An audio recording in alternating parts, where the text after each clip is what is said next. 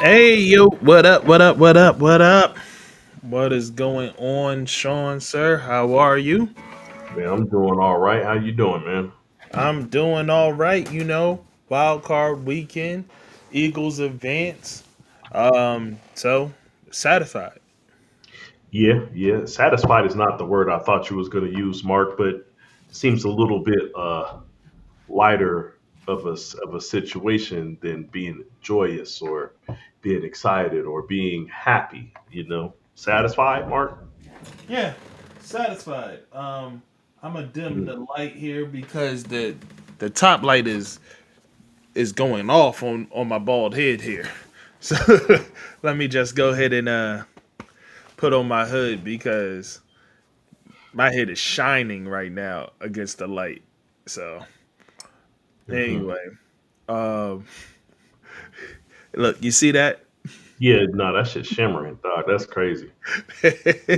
Yeah, you can fry some ants up with that. You know what I'm saying? The reflection off. That's uh, crazy. Mr. Clean out for here, boy. But yeah, man, nah, satisfied is the way I would describe it, bro. Okay. Because yeah, we're going to get into it, but Yeah, we can get into it. I'm just taking note in, you know, highlighting the fact that that was the word choice that you decided to go with. So, yeah, man, it's but it was a good weekend nonetheless. You know what I mean? Funny thing is, we didn't get everything right, right? I know we didn't get everything right, and that's Um fine. I mean it's definitely fine, but it's crazy how the ones we got wrong um was interesting. Like the way those played out was interesting. Yo, what up, Rob? How you doing? But yeah, man, the ones we got wrong was interesting. But yeah, man, I'm just excited to get into it. I don't know what's happening here. Oh, okay. Sorry about that. Got a few messages in a row. Didn't know what was that about. Hmm. Um, but yeah, man. What? Hey, Sean, I'm just noticing this little mural behind you there. Is that like two pictures of you and somebody else? Like If what's going somebody paints it, no, that's so. If you can't see it, that's Chris. on? That's Okay. Kool Aid. That's me. That's Carnell. Okay. Got you. Got you. So yeah, that's a nice little Christmas gift I got from my wife. Appreciate it. Oh yeah, that's awesome. And That's it's one of awesome. it's one of them joints you get, and it's like, okay, you know what I'm saying? Like y'all trying to make me cry up in here. Okay, I see. Yeah. That's what's up. That's what's up. So yeah, definitely a fire pick. I plan on hanging it up, but like I didn't have a place to put it. I was originally gonna put it on the wall behind me, but then I was like, you know what? It'll be a nice touch to have it in the background during the episode. So it was there last time we recorded. You probably just didn't notice it. Yeah, I saw it before. I just didn't comment on it. Okay. I don't like that frame though, so I probably be sending a frame your way that doesn't look like it came from Walmart. Well, it doesn't look like it. What? That No, nothing. that came from Michaels, man. Hey, that's a high quality frame, my boy. You know what I'm saying? It's fine, you know. That's wild that you're talking like that. But Maybe you need a frame from if Hobby you Lobby. if you want it, relax. If you want to sit, you know what I'm saying? We don't talk like that over here, you know. But with that said, if you want to send a frame, by all means, brother, send one. You know. uh, for those that don't know, that Hobby Lobby was a direct shot to Jess. That Yeah. was so. But yeah, You know what I'm I saying? I found it funny though. I thought I got it. I understood where you was going with it. But anyway, man. So let's just go ahead and get into it. Rob says feeling good, staying away from them peanut butter skin ladies. Hey, man. Hey, you know, because I know what I'm capable of. You Yeah, you know, know what I mean. you know what you're capable of, Rob. And Well, I'm gonna let you know, Rob ain't really staying away from the peanut butter skin ladies, but he kind of is though. Peanut butter ain't his swag. You know what I'm saying? It's dark chocolate he gotta stay away from. You know what I'm saying, Rob? Why, you know what I'm saying? How about you do that? You tell me you're doing that, then I'll give you some praise. All right, excuse me, guys. Coming off of a sickness, so if I cough, you have to excuse me. Hmm. Um, but anyway, what game you want to start with, Sean? What do you want to talk about first? Like where you want to start, man? I know where I want to start. Let's talk about the Ravens. All right, Let's start. talk about the job that the Baltimore Ravens did against the Pittsburgh Steelers. Me personally, I felt like, let's be honest. Although there were some other games that were closer, right, in score, there were some other games that, you could say that there were some displays of talent going on. I don't care what the end of the score was for this game. This was the game for me that I felt the most entertained and I was most excited to watch. Um, this is a game where I we've been waiting for a long time, Mark, for the game plan for the Ravens, the coaching, the performances from the players. We've been waiting a long time for all of them to line up in a line for them to be able to display their full potential. And it's funny, somebody brought up a point. Fred Warner actually was doing a little bit of commentary recently for the playoffs. And, halftime of a game, they were asking him about the Baltimore Ravens. And he said, "Yeah, everybody's paying attention to the offense. The defense has been top, not even top five, excuse me. They have had the best defense over the last 5 games that they played. The last 5 weeks of the NFL, they had the best defense. And it was on display versus the Steelers. So seeing the Ravens, because it's crazy. Even in the years where they have a top five defense throughout the regular season, for some reason that doesn't always show itself in the playoffs, or they fall off, or they have injuries. But there's always something going on with the defense. The defense has gelled at the right time for the Ravens, and not only that, but the play calling on offense has now finally stabilized to a point to where they realize, hey man, maybe we can run the ball. Maybe we can hand the ball off to a running back, you know? And people might cite that Derrick Henry had a great season this year. Derrick Henry should have ran for 2,300 yards this year. That's just my opinion. He could have if they would have used him properly in that way. Mm-hmm. But nonetheless, what I saw was we last year we complained about Lamar Jackson not running the ball enough. Mm-hmm. Lamar Jackson ran the ball in every scenario that he was supposed to in this Right. past game. It led to him getting 10 carries in the first half of the game.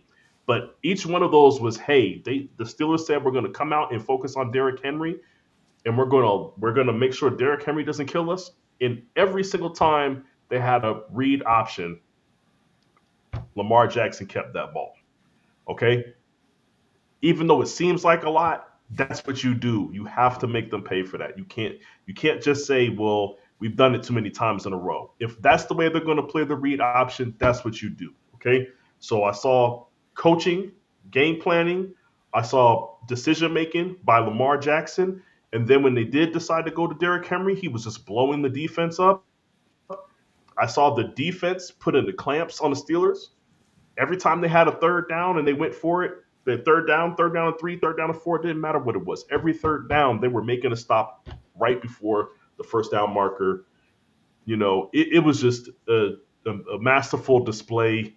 And I didn't think they would look this good, Mark, but my takeaway from this game was if the Ravens are going to play like this, then I don't see how they lose before they get to the Super Bowl. I don't even see how they lose the Super Bowl to presumably a team like the Detroit Lions. Not saying that the Detroit Lions are going to go, but yeah, I've already voiced my opinion saying that the Lions seem like they're one of those teams that's just like it's just their year.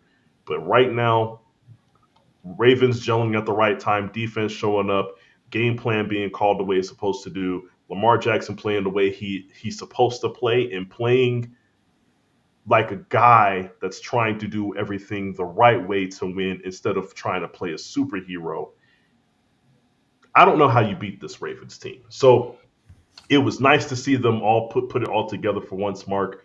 But to me, that was the game I wanted to talk about because it showed me the most out of all the rest of the playoff games that I saw this weekend. All right. That's fine, and that's cool, and I respect your opinion, Yeah, sir. Um, yeah. and You got with any that, takeaways from that game? yes, I do. And with that being said, but I'm not going to talk about my takeaways or anything like that. I'm just want to Okay, have that's this fine. conversation. I just want to have this conversation because I respect your opinion, and I just want to go ahead and pop that bubble a little bit. Uh, and let's talk about your assessment of their defense. Because you say that like that they was talking about their defense is number one defense over the last 5 weeks of the regular season, blah blah blah blah, whatever. Sure, let's Yeah, talk about it. All right. So they lose to the Eagles, 24-19. yeah, And then they have a bye week. They they have their late bye week. Their yeah, next game is against the Giants. yeah, Okay. The game after that, on the 21st of December, is against Pittsburgh. In this game, Pittsburgh is in their second game of a 4 game losing streak. Like, so this was the second yeah, game of losing 4 in a row. Um, yeah. And there was weather. yeah, I'm gonna point but that out. There was weather. Go but ahead. but you get what I'm saying. Yeah, no, I get what you're saying. I'm adding to your point. Weather Right. helps the defense. Go ahead. Right. And then um the next game, Houston. Houston has not played well Yeah, offensively throughout the season. yeah, And then the next game after that was Cleveland. yeah, And all so so statistically, yes, they may have been the yeah, best defense in the last 5 weeks, but you had an easy road to call yourself the best defense. Like yeah. these teams is No. not doing anything. Well, let me And respond then to that. but Good. hold on. And then to go into this game, you're playing a wild card game against a team who just lost their last 4 and Yeah. No. hasn't scored more than 17 points in any of those contests. Yeah. No. So I fully get what you're saying. Now, here's my response. I brought up the fact that somebody, like I said, Fred Warner brought up the fact that they were ranked the number one over the last X amount of weeks, and I'm talking about just where they were ranked. I did not state that I thought that they were the best defense in the playoffs because I don't think they are. Right now, if I had to answer that question, I would say the Chiefs are number one and the Eagles are number two. That's what my opinion would be, right? fair. But I'm mentioning the fact that they were showing up as that statistically because I don't care who you're playing. When you go from like 29th up to that jump, the defense has improved. The one thing that Fred Warner brought up was he said that they finally started. Hey, John. Hey, I only go into work 2 times a week. I go into work 2 times a week. I'm not about to spend no money looking nice. Okay, 2 times a week. I'm not spending that money. Polo Association. Yes, absolutely. You're Hey, dead. You're there's dead on. nothing wrong Picked it up with from Polo Walmart. Association. People are haters, bro. Hey, picked it up from Walmart. 2 days a week. I'm going in. I'm not spending that money on my wardrobe. Excuse me. Back to what we were talking about. But what I'm saying is, he mentioned that Hamilton. If you don't know, they've been playing Kyle Hamilton everywhere during this season. They've played him on the outside at corner. They've played him at the nickel. They've played him at linebacker this year. Okay, they've been moving Kyle Hamilton around all season long. And what the moment they put him back at safety where he's supposed to be, the entire defense as a whole has been playing better. So I'm just annotating that their defense is playing better in a way to where they're not giving up 30 points a game. I do not think that they are. Well, let me put it this way: during this whole season and their offensive explosion, even though that's been happening, I've still had questions about their defense. We've said they were one of the worst defenses all season long. If they can just get to be a middle of the road defense with the way that the offense is going, that's enough to win. And that's all I was trying to annotate in that situation, mentioning that they've been playing better towards the end of the season. Yes, it's the Giants. I just watched the Giants put up damn near 40 points on somebody the other week.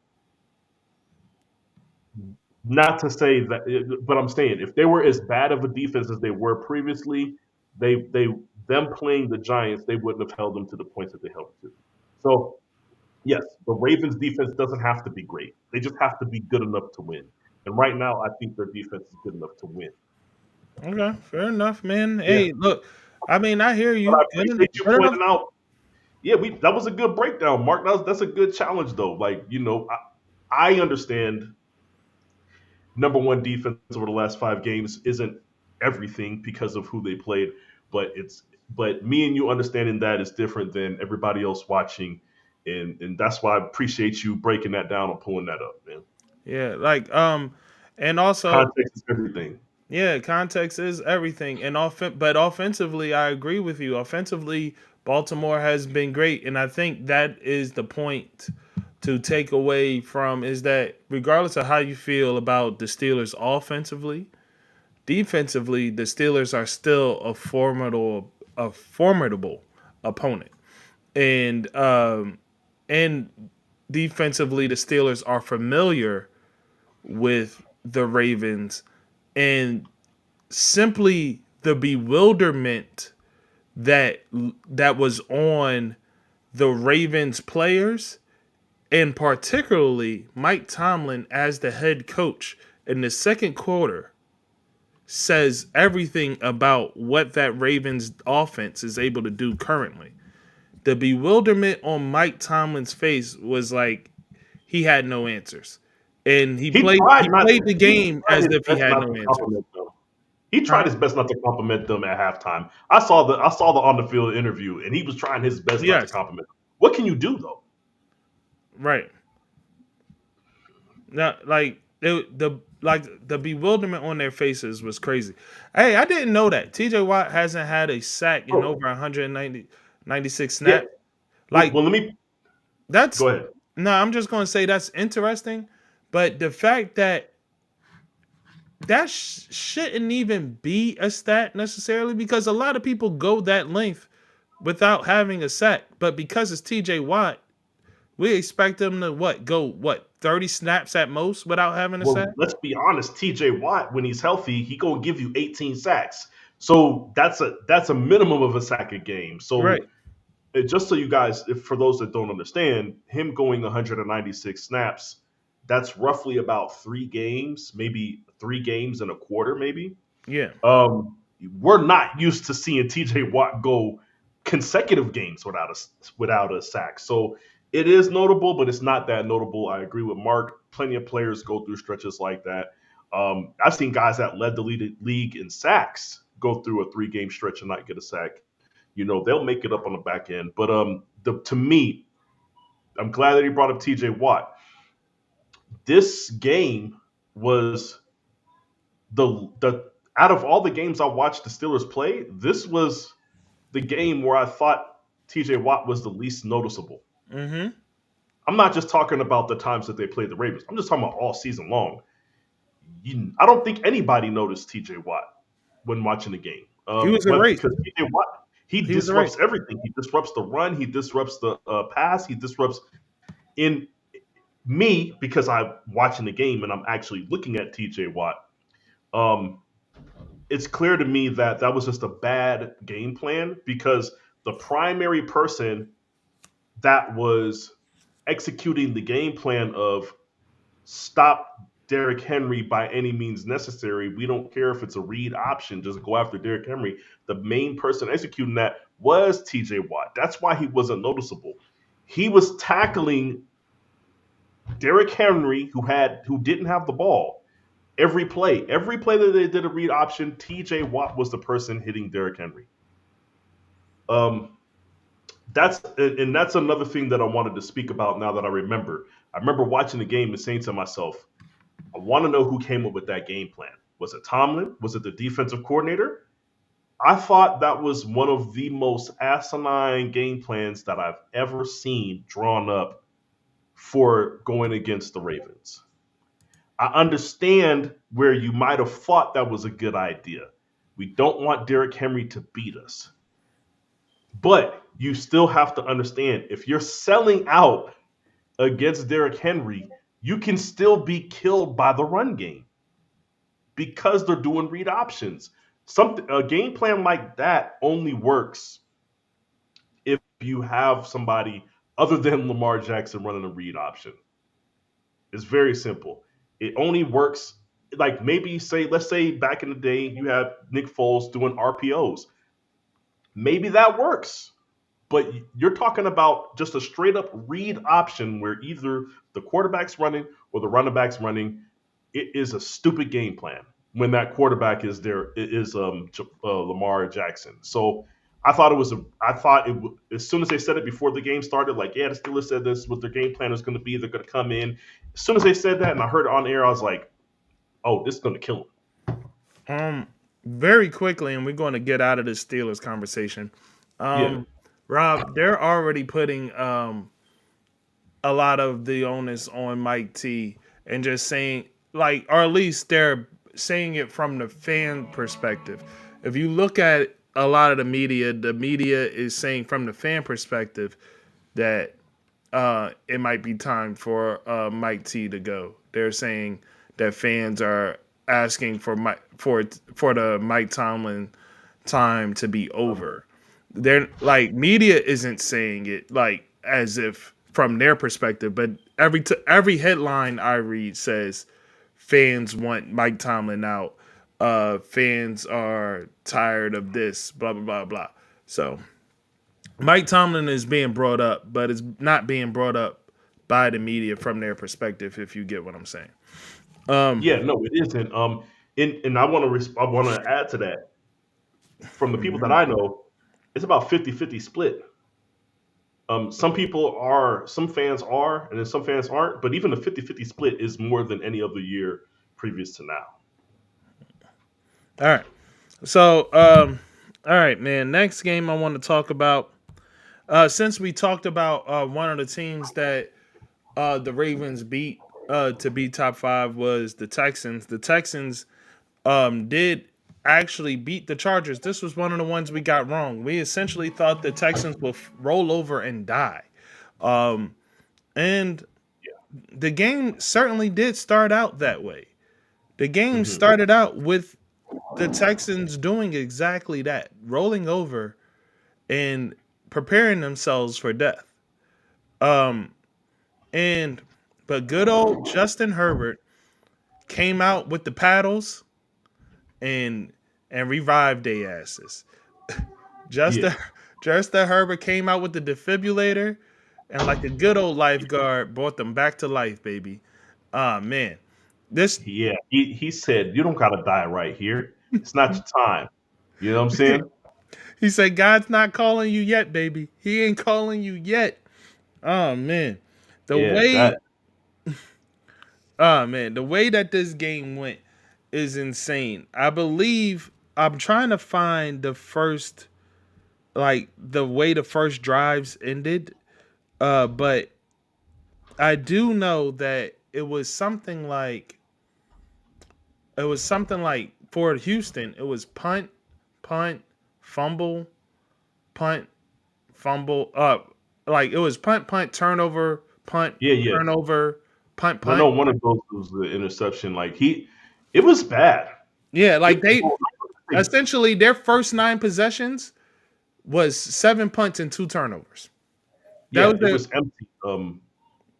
They looked like they couldn't move the ball at all, which was true at the time. Yeah. right. I literally thought at that point, Mark. I'm gonna be honest, man. It was 6-0. I looked at the game. I'm like, the Chargers are having trouble too, but it looks like the Chargers are about to win this game 13-7. That was my prediction at that point. We're talking about we're deep into the second quarter, and mean, both teams are struggling, but the Chargers had 6, and I was like, it just looks like the Chargers, even though it's only 6-0, the Chargers are in control of this game, and it did not look like anything was going to change about the problems that the Texans were having moving the ball. Yeah. So yeah, it did. It looked bad. Hmm. And from what I could tell, the problem essentially came down to it. It essentially came down to the Chargers taking the ball out of the running back's hands. Hmm. They that's what it that's what it feels like to me. It feels like they started committing to the pass Hmm. and took the ball out of the running back's hands, and Justin Hmm. Herbert proceeded to hand the ball over to the other team 4 different times. The stats here for Justin Herbert is 14 for 32, so that is a 43.8 percentage completion Yeah, percentage. He had 242 yards, um, 1 touchdown, 4 interceptions, 4 sacks. Justin yeah, Herbert was complete ass. yeah. And I want to be very clear, man, because there was plays, right? There was times during the game where you were like, man, Chargers O line is blowing it right now, and I'll give you that. But you know what? Most of those plays ended up in sacks. Those picks were not on the offensive line. I want to be very clear about that. The times when I saw him throw picks, he wasn't under extreme duress or anything like that. The times when they got in clean, he was just sacked. So those picks are not on the offensive line. Those picks aren't on. I don't even think. I don't even want to say the only thing wrong with the only problem I had with the play calling was there was too many passing plays being called. But on those picks, you're looking and some of these guys are open. They're 5 yards open, but the ball is 5 yards short. So I mean, I want to be very clear about this, Mark, because maybe it's because I'm a Niners fan, and maybe it's because I see the way that the media talks about Brock Purdy this year, right? Maybe it's personal to me. Maybe. I don't know. But I'm at the point where I'm disappointed in the media that they're just brushing this game under the rug. They're trying to sweep this game under the rug. Mark, if you have a quarterback that throws 3 picks the entire season, right? And let's be honest, we all know why he threw 3 picks the entire season because they ran the hell out of the ball during the regular season. Let's call it what it is. He wasn't making like if he didn't throw those picks, he would have had 50 attempts in this game. Mark, he had 32 because he kept turning the ball over. Hmm. So, but he only threw 3 picks because they weren't putting the ball in his hands to throw the ball a bunch of times. But what do you call it when you have a guy that threw 3 picks during the entire regular season and then throws 4 picks in a playoff game that they should have won no matter what? We call Hmm. that a choke job, Mark. We call that a choke job, Yeah. right? And then we think back to the last playoff game that he had versus the Jaguars. That was a choke job. They were winning that game too, and they were supposed to win, and he choked that away on a game clinching drive. He threw an interception in the end zone. Mark, what do you call somebody that consistently chokes in the playoffs when you are in a situation where you need them the most? A choke artist. Choke artist, Mark. And if somebody is a choke artist, do you consider them to be a top quarterback in the NFL? Absolutely not. So I But don't understand. I don't understand why the media is like trying to be like, "Oh, he had a bad game." It's crazy. They're just like, "It's crazy. He had this game." No, it's not crazy. Let's call it what it is. It's a pattern. Okay, it's a pattern. Okay, he has a new coach. Yes, I think they shouldn't have called that many pass plays, but goddamn it, if I'm paying you all that money, Mark, then I need you to perform. If I should be able to do that. Nobody ever said, "Hey, man, they call too many pass plays for Burrow. Nobody has ever said that. You know what I'm saying? Nobody says they call too many pass plays for Josh Allen. Well, they do. Totally They different do. than saying they're It's, not calling enough run plays, right? right. So for the team, but usually people can live and die with that if they're calling that amount of pass plays for their star quarterback that's getting paid that much. I need the mainstream media to get on board with just calling it what it is, man. The man is a choke artist, okay? He's not somebody that you can put the ball in his hands for 40 attempts in a game. And I even saw people say he don't have the type of running backs to where they can run the ball that many times during the game. They did it all season. That's why they're in the playoffs. He reminds me of a guy. So it's sad that Doug Peterson had to get fired over this. But I just find it interesting that nobody is willing to call Justin Herbert what he is. And what he is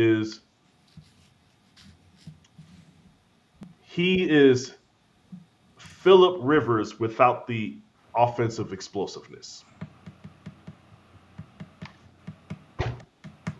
Well, here's the thing. Very quickly. The reason why nobody was willing to do this is because they exalted Justin Herbert. They did. They exalted Justin Herbert in the beginning. They don't want to do it because they exalted him. They don't want to do it to Trevor. They don't want to do it to Trevor Lawrence because they exalted him. They don't want to do it. They didn't want to do it to Baker Mayfield because they exalted him. But then they eventually had to come around to the fact that, hey, man, Baker isn't quite what they thought. Do you know what I mean? Yeah. They don't want to do it to the guys that they exalted forever.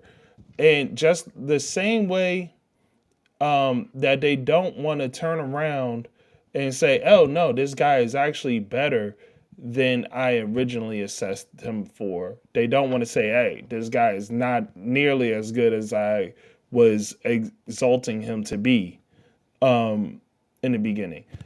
Like Justin Herbert, to be fair, I talk a lot of crap about Justin Herbert, Sean. You know, like No, I remember. Yeah, a lot of people were too high on Justin Herbert. I thought in the beginning, and I still stand by this. In the beginning, you're a little too hard yeah, on him.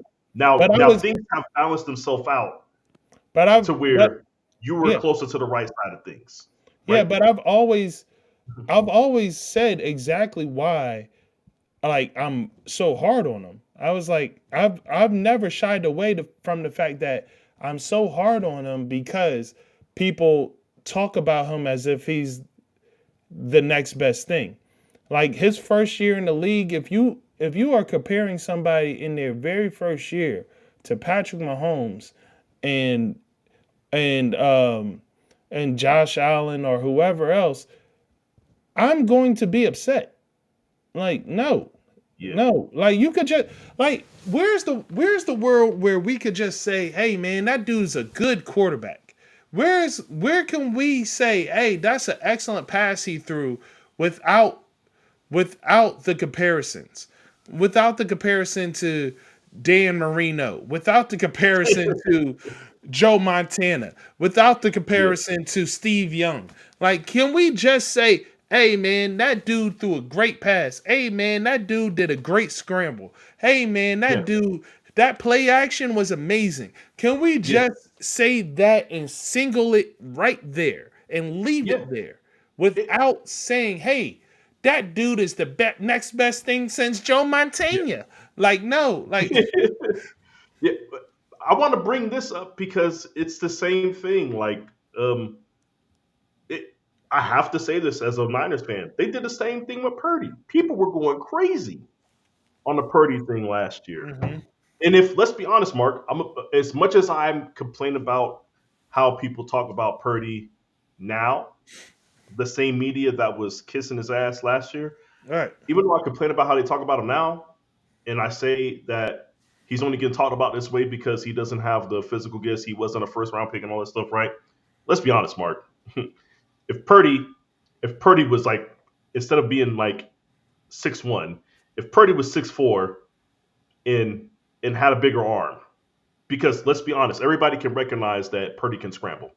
If he was 6'4" with a big arm, Mark, oh no, they would be letting him off the hook for the season. They still wouldn't be able to properly comment on Purdy's season. Right. Like I believe 1,000% if he was a first round pick, taller, that they would be doing the same thing that they've been doing with Trevor Lawrence, the same thing they've been doing with Justin Herbert. Me as a fan, I don't want that either. You know what I'm saying? I hated listening to people talk about Jimmy G. You know what I'm saying? You could, and everybody knows this. If you've been watching me for any period of time, you friends with me on Facebook, I've hated it. Okay, so I don't understand why it's always, hey, once we've exalted them, like you said, you have basically 10 years before we take you down from that mountaintop, essentially, right? And this is my thing. This is the last comment I'm gonna make about this, because I want people to understand where I see things and where I see things going for these quarterbacks like Herbert and Trevor Lawrence. I'm man enough to say that I'm not going to sit here and tell you I was wrong about Baker Mayfield. Baker Mayfield has grown to prove to me that he has more potential than I thought. Right? But it took him years to get there. Everything I No. said about him in the past was true, Mark. But here's the thing: I don't think Trevor Lawrence or Justin Herbert have the willpower and the mental fortitude to be able to turn themselves into what Baker Mayfield was able to turn himself into. Well, I think that their potential physically should take them past Baker Mayfield, but I think mentally, as far as mental toughness in, you know, the ability to buckle down and just say, I am humbled and now I'm going to do the work. I don't think that's going to happen with those two guys. well, look. Here's the thing, man. Here's no. I'm not going to say that because for me, my assessments on every player is about who they are currently. It's not about who their future is because I don't know what your future is. I don't know what you're going to eventually figure yourself out to be. My assessment of Baker Mayfield was absolutely correct. My, Baker Mayfield Yeah. Baker Mayfield went out and did the work to change things, like But to become something to yeah, become something different. You cannot say I was wrong about Baker Mayfield when when he did exactly what I said he would do, and then he had to sit down, reassess himself, start doing the work, and then became something different. That's fine. Like my assessment about Caleb Williams is hmm based on his personality coming into the league. I yeah, said he's going to have trouble because he thinks like I was like I couldn't put my finger on it, but now that I watched it, I know exactly what it was.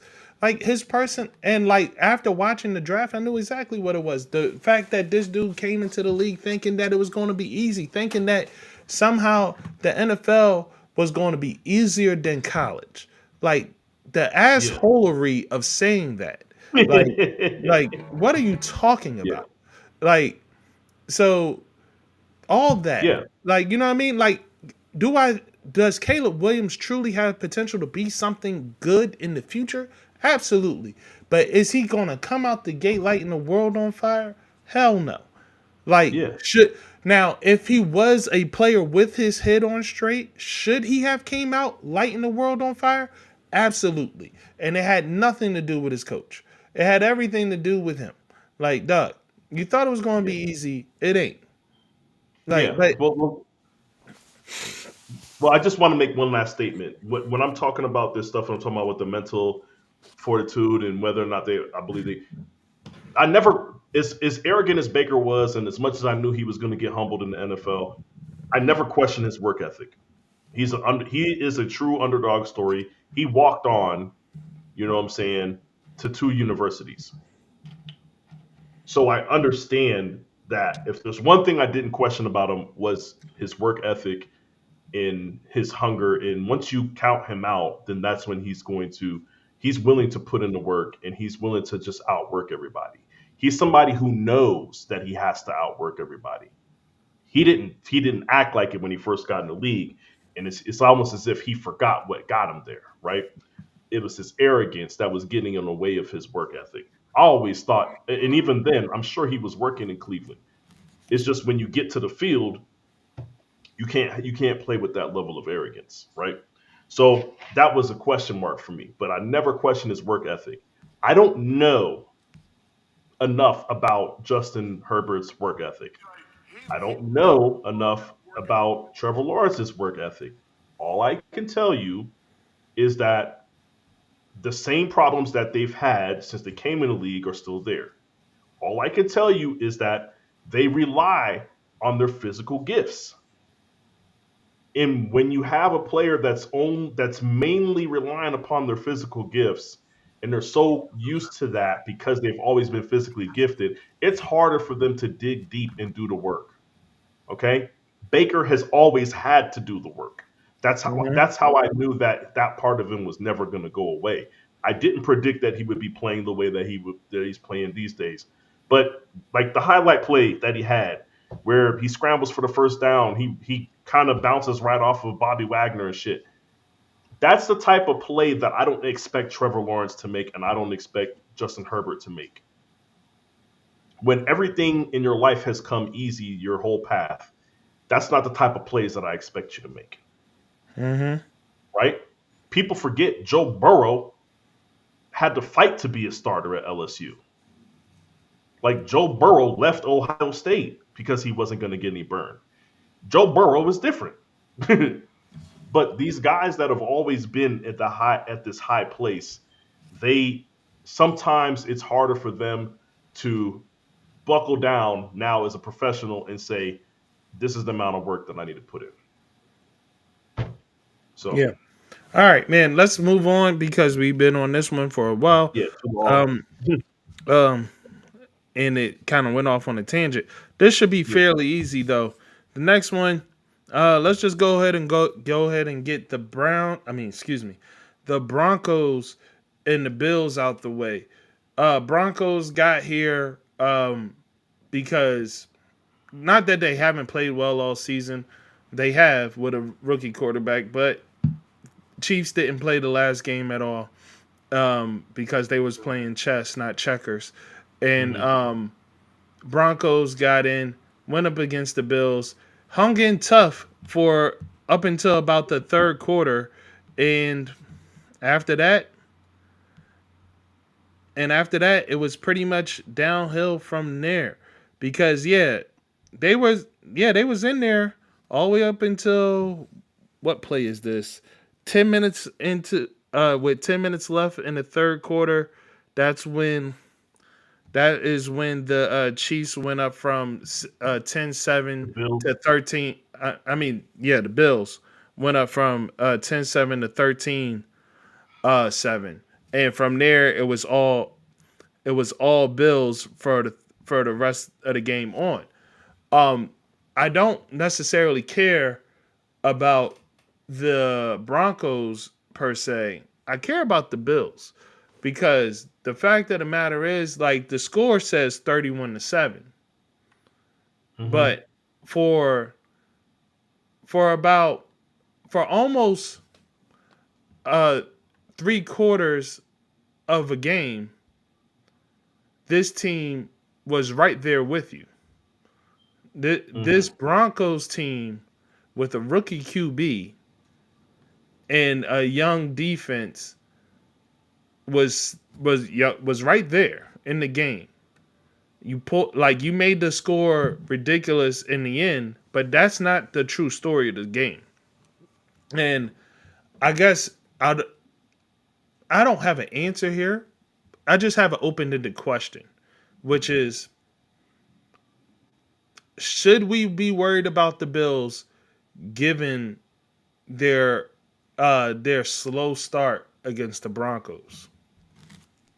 Um, What? Well, this is the way that I'm going to answer it, and it's not going to be a straight answer, which sucks. But what it Because they shows to go up me, against the Ravens. You can't do that. this is what I was going to say. There's two things about their slow start, right? It lets me know, number one, if they're playing a good defense, because let's be honest, the Broncos have had one of the better defenses in the NFL the entire season. So when they're playing against a good defense, they can have a slow start, Mm-hmm. right? That might not be an issue dealing Against with the Ravens, but okay. slow start nonetheless, right? In and I'll be honest with you. I think part of the reason for a slow start is if you notice the Bills games earlier. I commend them earlier in their games in the first halves. They tend to give James Cook the ball a little bit more. Um, if James Cook ain't going off, then that kind of stifles them in the first half. Um, it bothers me that they had the slow start because if that happens to them versus the Ravens, if somehow James Cook isn't able to do anything on a drive or two, they're just going to abandon the run, Mark. That's what's going to happen. And then you end up in a shootout with the Ravens, which isn't going to work in your favor because right now they're willing to run the ball. It's just it's just not good for them that they've shown that they can have a slow start in the first half. And then you're right, playing the Ravens, you slow start, you can't have a slow quarter. You can't have any quarter of the game be slow. So yes, I am concerned for the Bills a little bit. Matter of fact, you can't even have a slow start against the Chiefs. Let's be honest. Chiefs go up 10-0. That might as well be 21-0. You can't have a slow start against the Chiefs either. So the teams to beat that are over there in the AFC right now, what happened in this Broncos game cannot happen against those two teams. And that's where I look at it and say that yes, Mark, it wouldn't be that big of a concern if you were playing some of these other teams, or let's say if you're in the NFC where you have another team in the Eagles that's known to start slow, or you have a team in the Lions who god awful defense, right? To where maybe you could get away with that. They're banged up and they have a god awful defense. You can't do that with these AFC top teams. So I do think it's a concern. Right. Yeah, like I don't like just to like I don't really have a prediction for this Bills Ravens game because I think it is going to be a great game. I just like I said, it just leaves me with concern for for the Bills and less concern for the Ravens with the Bills starting the way that they did.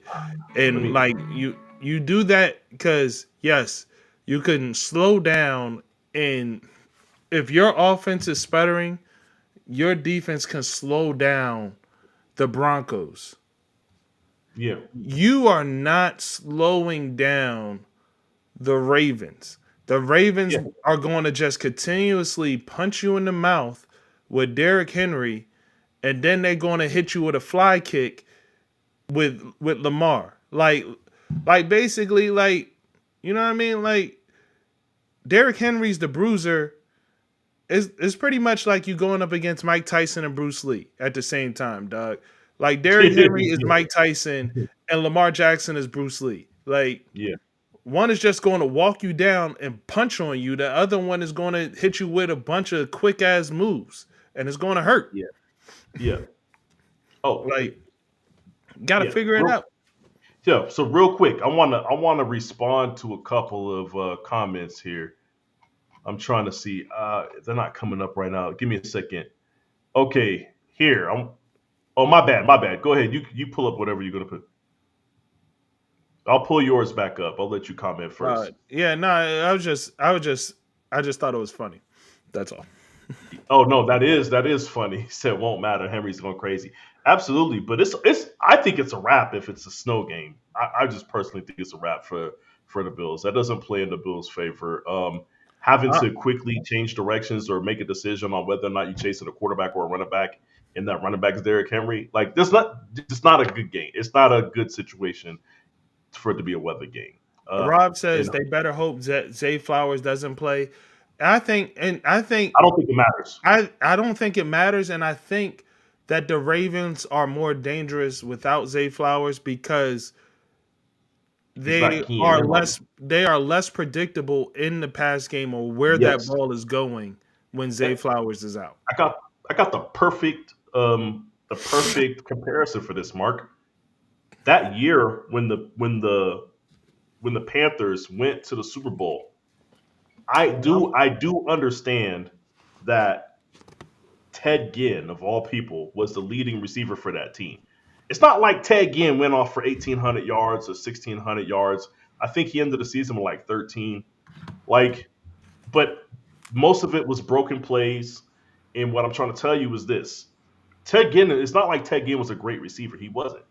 Matter of fact, he had problems getting open his whole career. What happens though is when you're keying in on whether a quarterback is going to run or not, or when you have a quarterback that can extend plays in the manner and fashion that Lamar can, somebody's going to be open. Okay, it doesn't matter how bad the receiver is. If they know how to find the open spots, which I can tell you right now, Isaiah Likely, Rashad Bateman, all these guys, Mark Andrews, all these guys are having a very they've been very well at finding the holes in the defense and the soft spots in the zones on the plays where Lamar is scrambling. And if that happens, there's nothing you can do about it. It's easier to cover somebody when it's like, okay, I've seen this play before. I study film. He's going to run a post route, and then now he finished running his post route. You have no clue where that guy's going. You have no clue where that guy's going, right? So I'm trying to tell you, it does not matter if Zay Flowers is there or not. I agree with Mark. It makes him less predictable. But here's the other comment that I wanted to respond to. It was here, Robert. Robert says the Chiefs' problem is dual threat QBs. That's why the Bills beat KC in the season. Do you know how many times the Bills have beaten KC? They've In the beaten them a regular few times. season, It they never do it every matters in the time. regular season. It doesn't matter. It doesn't matter how good they play them in the regular season. It never matters. Okay? The only team that I look at that can beat them in the regular season, and I think it might be a problem in the postseason, is the Bengals. Fortunately, the Chiefs just haven't had to play them, right? So for whatever reason, the Bengals give the Chiefs problems. That's it. So the Chiefs they own the Bills in the playoffs. Okay, it just is what it is. I do not have any fears about them playing. You said dual threat QB. They played Lamar last year in the playoffs. That did not matter. Okay, I think that you're just wrong on the Chiefs having a problem with dual threat QBs.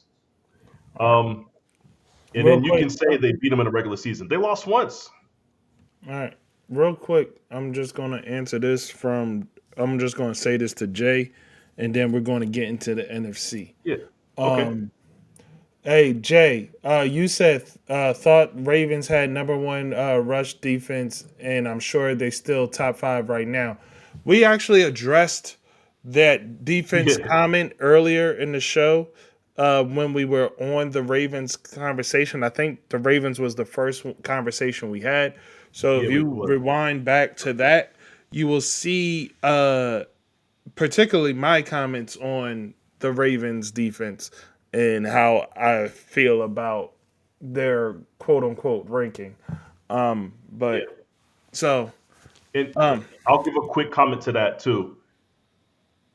sorry. When you're up by 40, people tend not to run the ball. Yeah. It doesn't mean that you have a great run defense. Yep. That's fair. All right. Okay. So all Yeah. right, man. Let's go ahead and get into the NFC, man. Where would you like to start? Let's start with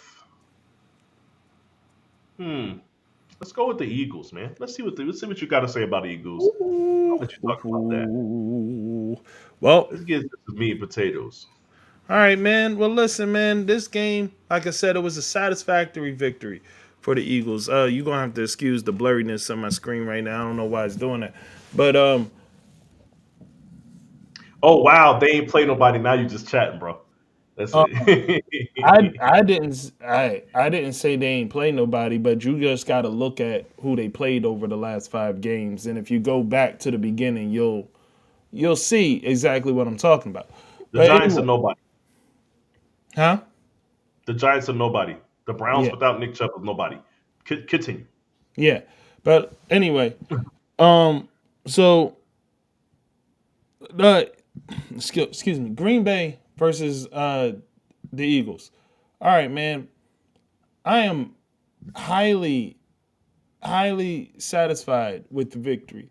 So I want to say that, and I want to be clear about that because I do not want this to come off as woe was me or like the sky is falling on the Eagles, but there are things that need to be cleaned up before we go into this next game.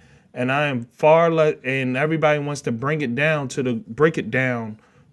the quarterback, but I am far less concerned about the quarterback. I am far less concerned about the quarterback because in this game, the quarterback was 13 for 21. He scored 2 touchdowns, and he only took 2 sacks the entire game. No interceptions. Hmm. So he had 111 passer rating. You know what I mean? 61%. Could the percentage be a little bit higher? Sure, but like two passes and he's like 66. But Hmm. all the same, I say that to say that the play calling on offense was concerning for me as an Eagles fan. Watching that play calling on offense bothered me. I watched several times it go 3rd and 15. We ran. 3rd and long, we continued to run, and that was baffling to me. We ran one play, it was 3rd and 19, and we did a run play on 3rd and 19. Hmm. I was lost. I do not understand where that works for anyone. Like how like I believe Saquon is great, but to think that you're gonna get an on demand 20-yard run on 3rd down is crazy. Like that's nuts. And it's far more concerning that you would like I don't know if you did that because you're playing the Packers and you was like, we don't believe in them, fuck them. We're going to just do this to waste clock. Or or if you do or if it was like we believe in Saquon so much, we're going to run it on 3rd and 19. Or was it this is the more concerning answer? Is it that you was like, I have concerns about Jalen Hurts right now, so we're going to run on 3rd and 19, or I have concerns about my receivers right now, so we're going to run on 3rd and 19. I don't Yeah. like that. Like I hate that. I hate I hate saying I hate saying that Hurts was rusty. I don't like that either. I was just going to make a comment on that. I They I shooting hate them. that. That's shooting them too much bail. I hate that. Like Hmm. dog, you are a veteran at this point in this league. You Hmm. this is your 4th year starting. You You've been in are the a playoffs every veteran. year. Yeah, you been to the playoffs every single year since you've been in the league. You are a veteran in this league. There is no such thing as rust anymore. There's Hmm. there's no such thing as coming back rusty. You need to come back slinging. And I'm not saying you need to be passing the ball 40 times, but when you need to pass on 3rd and 19, the ball needs to be in your hand and you're passing on 3rd and 19. Yeah. That's nuts. Like that's crazy. Like even if it was a screen pass, I'm Yeah. okay The with screen that. is acceptable. Yeah. But dog, not but running it on 3rd and 19 is insanity. Hmm. And I do not want to see that going into the future. But what I will say is that defensively, boy, Eagles defense was on fire. Hmm. Eagles defense was on fire. Whoa, whoa. All right, Jay, like I know you chatting and you trying to get a rise out of me, my boy. But Said there's scrambled his no, eggs, boy. That's crazy. but Hey, look. he said See, this is nobody why I didn't want passes to on. start out with the Commanders. We could get to the Commanders next, but Yeah, he said nobody passes on 3rd and 19. Everybody passes on 3rd and 19, bro. Like you need like you might not pass for 19 yards, but you it might be a will. 5 yard pass, Yeah, but you pass. but you're going to pass. Like, but the fact that this dude said we scrambled his eggs. Listen, man. Yes, he had a concussion. Yes, you do know, but like it's mandatory to miss the next week. The next week was week 17. Week Hmm. 18 was a game that no starter played. So of course he didn't play. The only reason why he missed week 18 is, and the only reason why it still said he was under concussion protocol in week 18 is because the only way you get out of concussion protocol is by practicing. If no starter practiced in week 18, then it's impossible to exit protocol, right? Yeah, they have to practice by Saturday. Yeah. Like, so that's the only way that happens.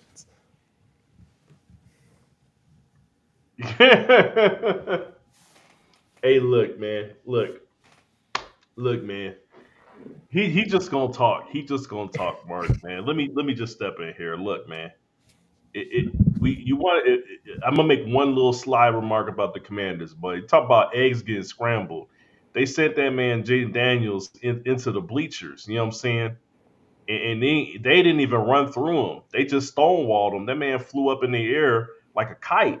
You know what I'm saying? Look, if you're worried about people, you need to worry about your quarterback. But with all that said, Mark, But the hold on, defense. he's answering the question for me because he said it. He's saying it right here.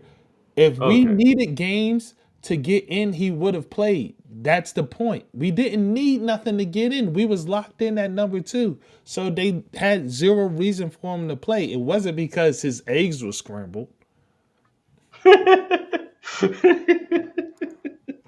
Hey man, hey, that's crazy. He said that man woke up, thought he was Batman. He tried. That's the way he's talking, Mark. I don't know, man. You know what? No, that's cool, man. That's It's hilarious. unfortunate that Washington ain't gonna beat the Lions, and y'all not gonna really get to see them in the playoffs. But look, are you done talking about the Eagles? So I want to talk about the Commanders now because I got some messages for the Commanders. Yeah, I mean that's generally all. I mean, we knew what was going to happen in this game. We knew the Eagles We was called going it. to win, and but like, I just addressed the concerning thing, which was the play calling. I want to see better offensive play calling going forward. I love what I saw from the defense. Unfortunately, we lost N'Kobe Dean in this game, and N'Kobe Dean has had the green dot all year and has played great with the green dot. And basically the person, for those that don't know, the person with the green Yeah, dot is the person that is calling the plays on the yeah, field for the defense, and he's calling the adjustments for the defense. So yeah, losing the green dot guy is a big adjustment. yeah. And That's so like losing your center on the offensive line. yeah, so seeing how that happens for the defense is going to be a little bit different. So so that's my only assessment is that we knew what was going to be the results. Unfortunately, we lost to Kobe Dean, and I want to see a better effort in play calling from the offense. Hmm. All right. Yeah. Um, I'm gonna wrap this up real quick. Just say, yeah. Green Bay has been we said it before the games happened. Green Bay has been inconsistent all year. Jordan Love's play at quarterback has been inconsistent all year. The wide receivers play at wide receiver has been inconsistent all year, except for Jaden Reed. And then we knew the one thing that balanced everything out for them during the season was leaning on Josh Jacobs, and we knew that wasn't going to be something that they could rely on versus the Eagles. And the game played out exactly how we thought it would because of that. So I'm not trying to take no shots at Jordan Love, but this is what I'll say. Jordan Love, I still am a fan of Jordan Love. I still like what he has to offer at the quarterback position. He needs to clean up some of his decision making when it comes to the passes that he throws. And until that happens, Packers fans are going to be disappointed with playoff exits. But once he gets that down, Mark, he will. I predict him to be one of the guys in the league. I don't want to just say top 10 because sometimes it's just bad quarterbacks in the league, right? I don't want to say top 10. I say he would then become one of the quarterbacks in the league that you would consider to be great. But until then, I don't know what to tell you, man. He's going to continue to cost you games. He's going to win you some games, but he's going to lose you some games. And at some point, you're not going to be able to live with the losses. Right now, you're living with the losses because you're still making it to the playoffs. So I want to get into the Commanders. All right. Yeah, because the Commanders, everybody's high right now. I saw a post that said right after the game, it was like, y'all not going to be able to tell Commanders fans nothing for the next 4 to 5 days. That's very true, man. Look at the way Jay's acting, scrambling eggs and all kind of craziness and stuff like that. I see, he's talking crazy like Washington got defense or something. Mm-hmm.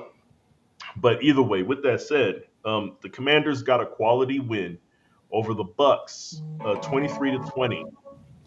It's another game that ended in the Jaden Daniels drive to take the team down the field to score. Okay, Jaden Daniels has been doing this all year long. It's not even something new. I'm still amazed by it every time he does it, Mark. He plays with the poise of a vet. He's fearless in that way.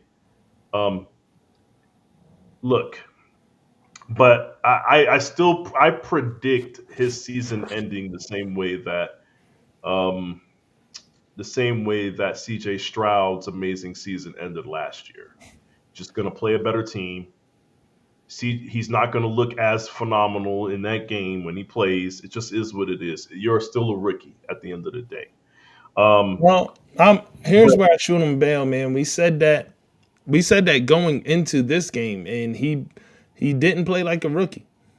Well, no, I specifically said that I trust him and I don't trust the players around him. And I felt like the players around him was going to fail. That's essentially what happened. He stepped up and played. Yeah, but the players around him played as well. They played better than they played more consistently than they usually play. Not the running backs, though. The running backs was trash. But okay, but the wide receivers, it wasn't just Terry playing. So, but with that said, Mark, this is going into this game. I'm not saying he's going to look regular.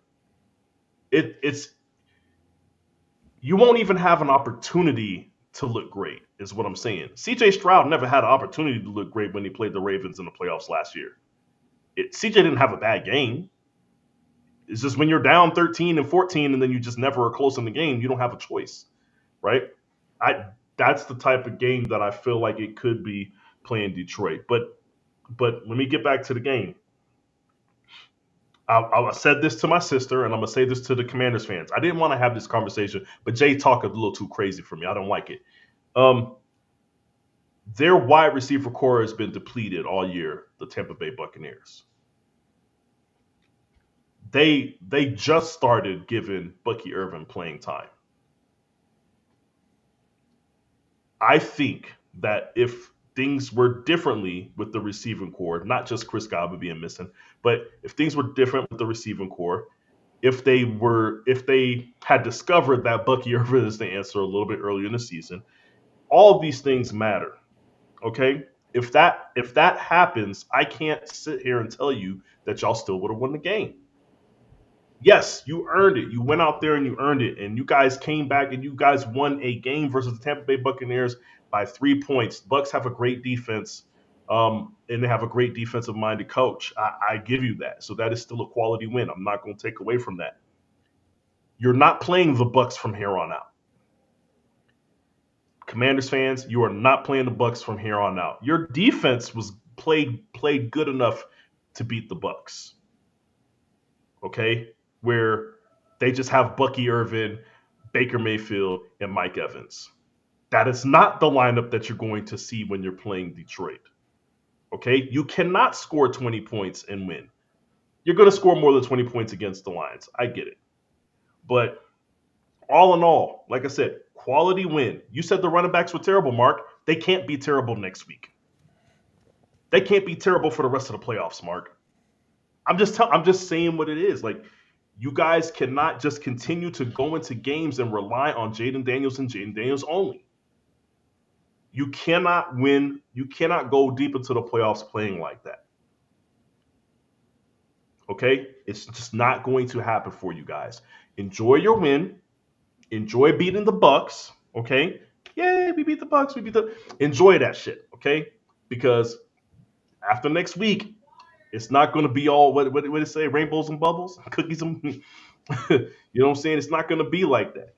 It's not going to be like that. Okay, so I just need y'all to calm down, enjoy your quality win. I know you haven't won a playoff game in a long time, but just understand you're playing different types of teams from here on out. What? Hold on. What? Did you see Brady win without a run game? What? He never won without a one. He never won without a run game. He won with LeGarrette Blount running. He won with Corey Dillon running. Even if you go back to when they won their first Super Bowl versus the Rams, Kevin Falk ran the ball 22 times, bro. There is not a year that they won the Super Bowl where they didn't run the ball. I could tell you a couple of years where they didn't run the ball. And then they lost. The 2 years they lost to the Giants, they didn't run the ball. Hey, when Brady threw for 530 something yards against the Eagles, guess what? They didn't win that. They didn't win that one. Hey, let's slow it down, bro. Don't relax yourself. Hey, man. Thank you, man. Thank you. I'm going to lean to the resident expert on all things Patriots, Robert here. You know what I'm saying? Look, man, we'll see what happens. Sharice, don't show up now. Hey, but listen, man. I appreciate y'all, man. I'm gonna tell you right now, I appreciate the Commanders. I really do, because in an alternate universe, we're playing the Bucks this week. And y'all don't like playing the Bucks. I don't know what it is, man, but it is something about that pirate ship that just, boy, oh boy, it don't matter what version of the Eagles we got, that pirate ship be doing some stuff. Like dog. Yeah, you don't like that. So, hey, man, we appreciate y'all. I ain't gonna hold back, man. I appreciate y'all. I really do. I really do. And here's the thing, though. Man.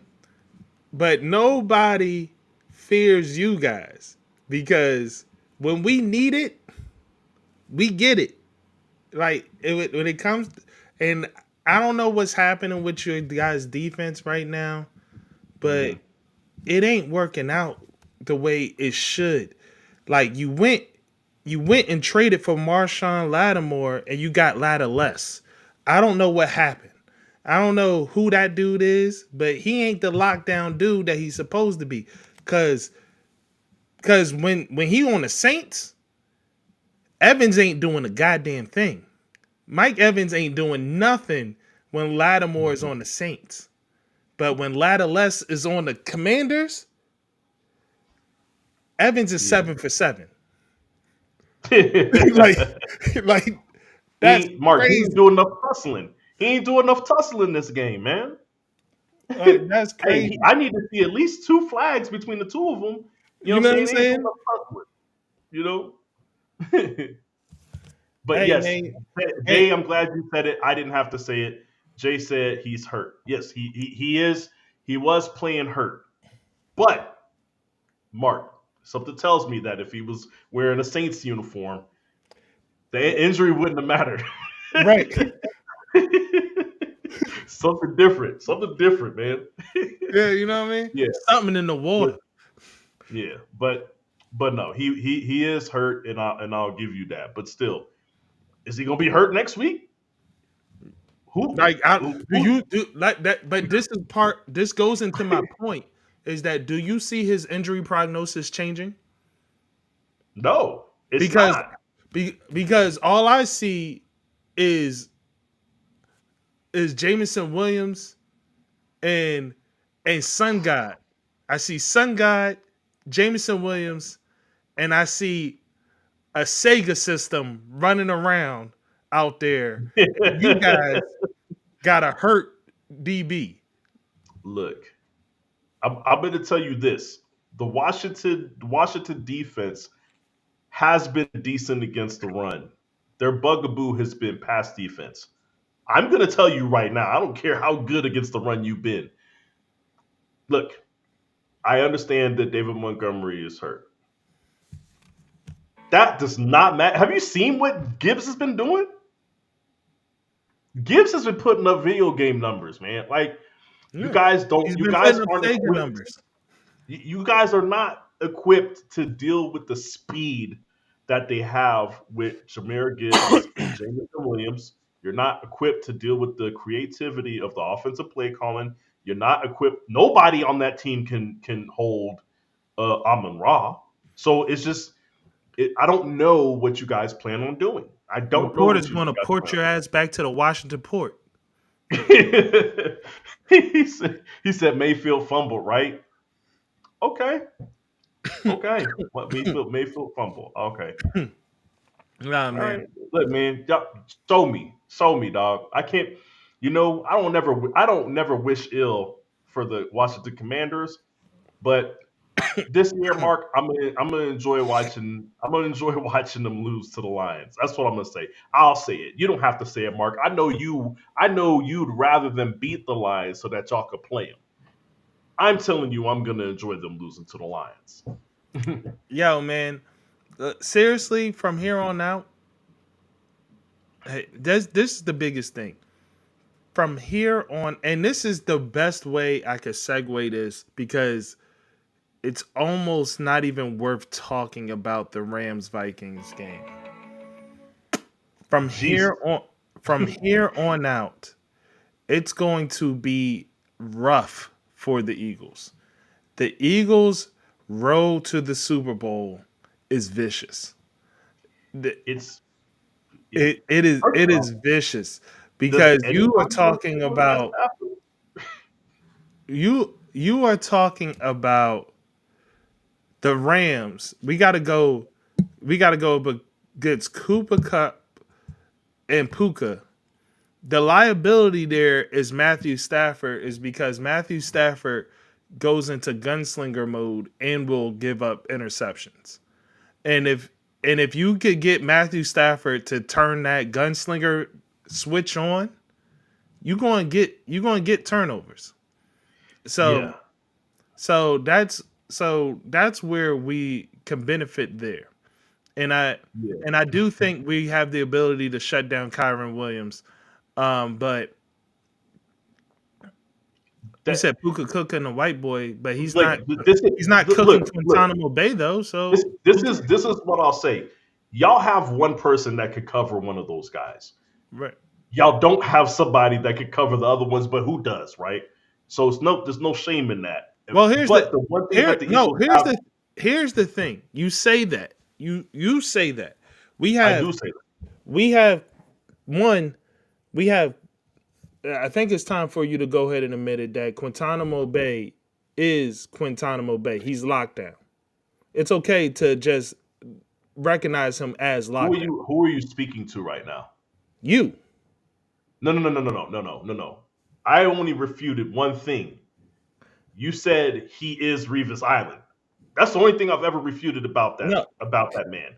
he. You can say whatever you want. You said he's locked down. I said that already. I don't And, know what you want from me, but I'm and not calling him Revis Island, Mark. anyway, he's I never Continue. called him Revis Island because he's Guantanamo Bay.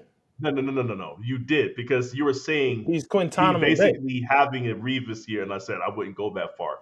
And then you Anyway, said he's having a Revis Island like year, and I said no. And then because you have to prove your point, Mark, you went the extra mile and said he is Revis Island. I'm not going to forget you saying that, but continue. anyway, Guantanamo Bay. Like I said, he's him. And then the thing is, and then here's the thing.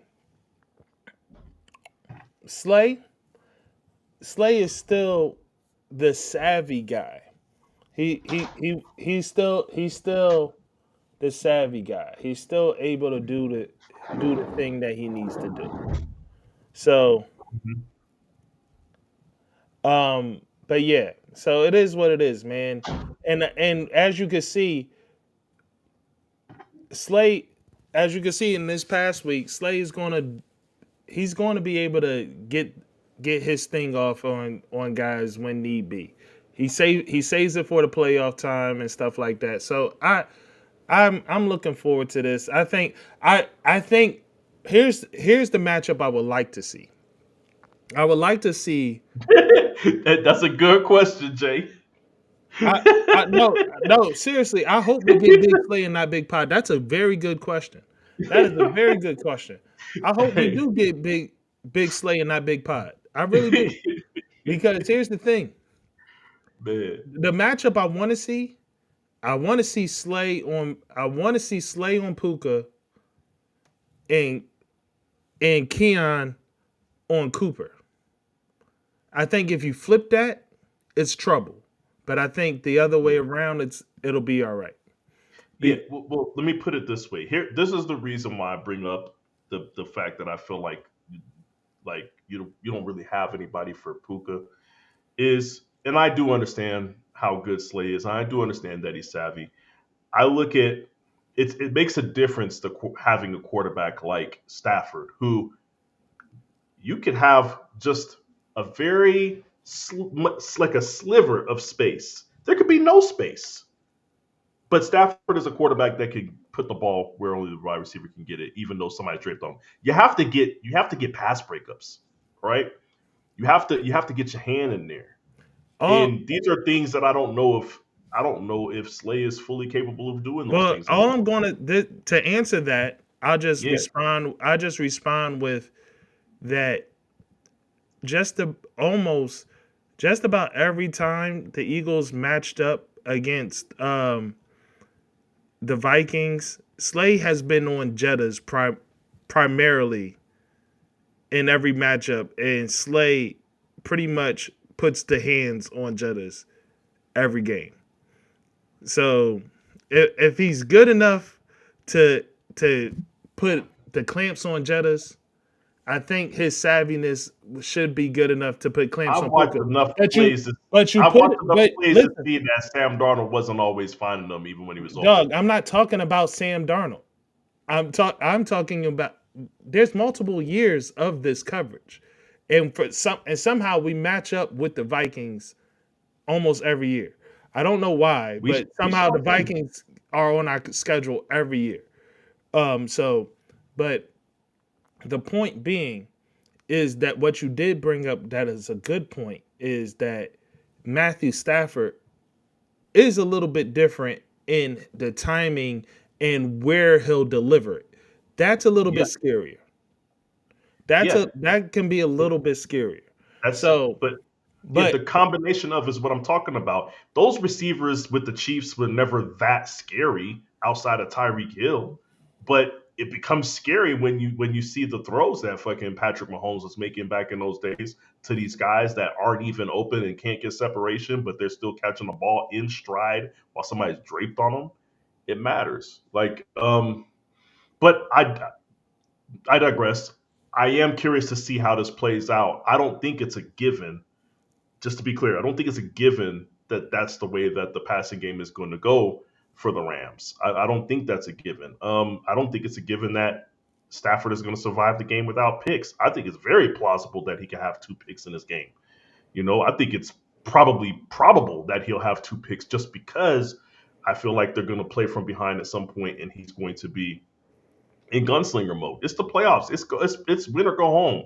Stafford is going to be slinging. I think that's what I think, but I also know this too.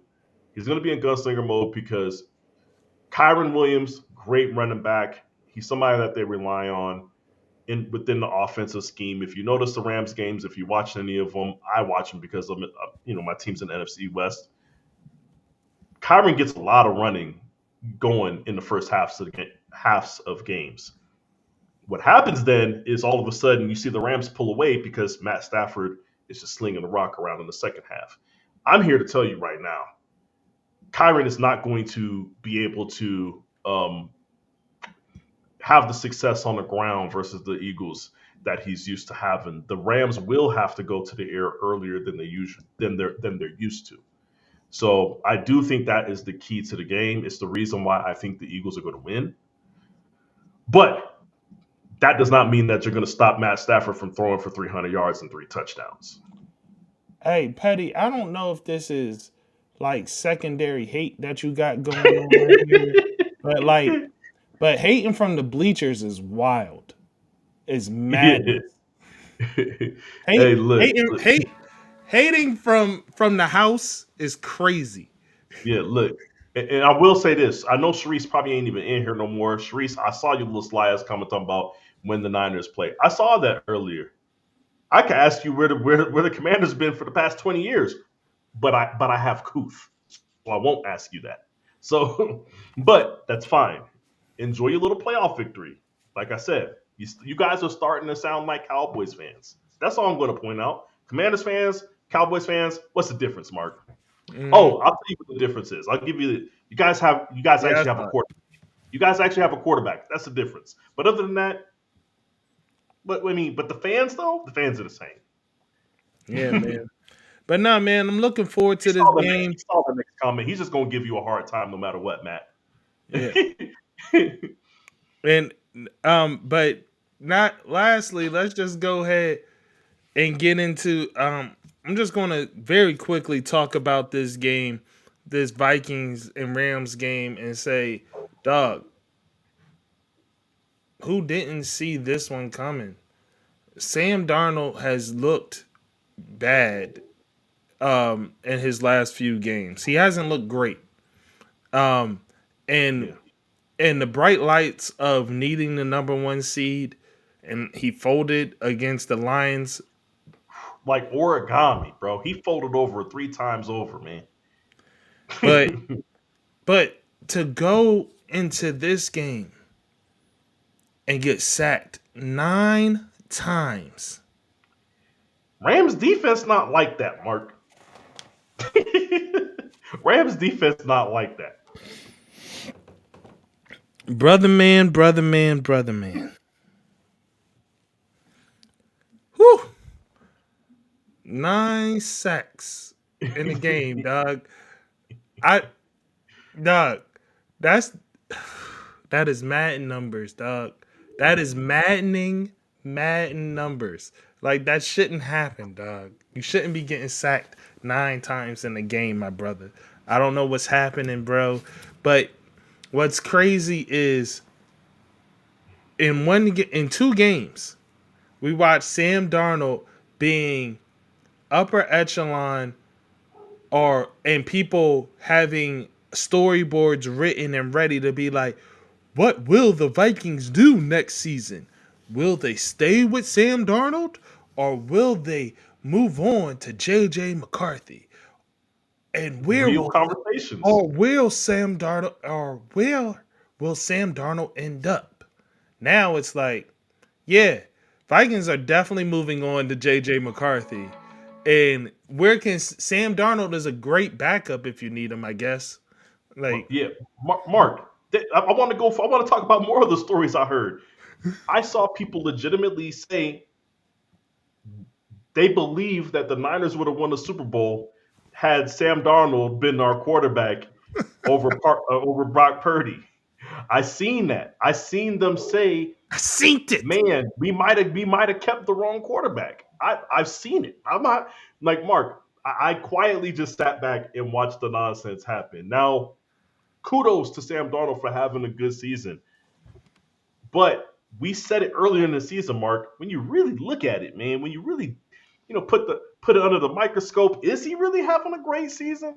Like we said it, man. It didn't. It He had a couple of wow games, but I think that's what made people look at it and say that. But it's like if you really looked at his game to game stats and his game to game play, it's like, nah, man, he's not lighting the world on fire. You know what Yeah. I'm saying? It was a little bit of I don't even want to call it fool's gold because I want to give Sam Darnold more credit than that.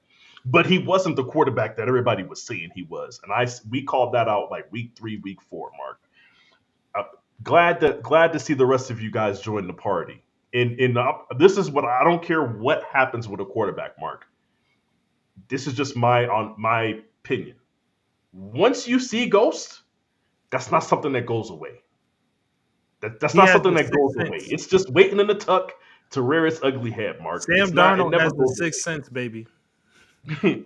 Yeah. Once you see that, once you see in Ghost dead people, once you see that, like it's not mentally, it never goes away. It's just hiding.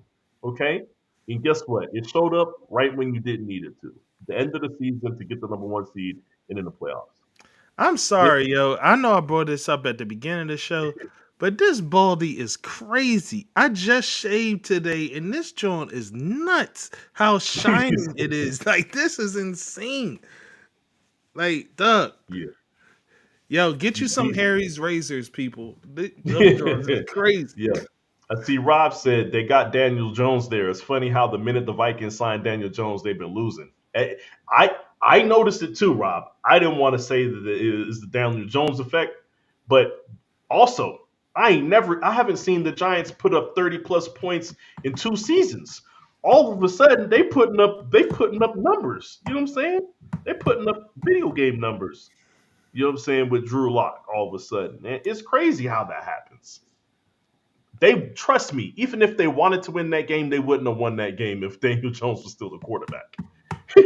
They would have the number 1 seed right now if Daniel Jones was on their squad. Mm. But And somehow Joe Schoen still has a job. It's insane. yeah, That's your I don't know favorite. what's going That's on in your the Giants favorite QB, ain't it? organization, but I mean, that's your you know, favorite GM.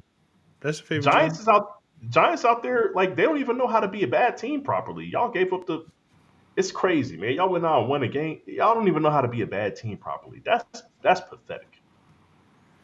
Yeah, man.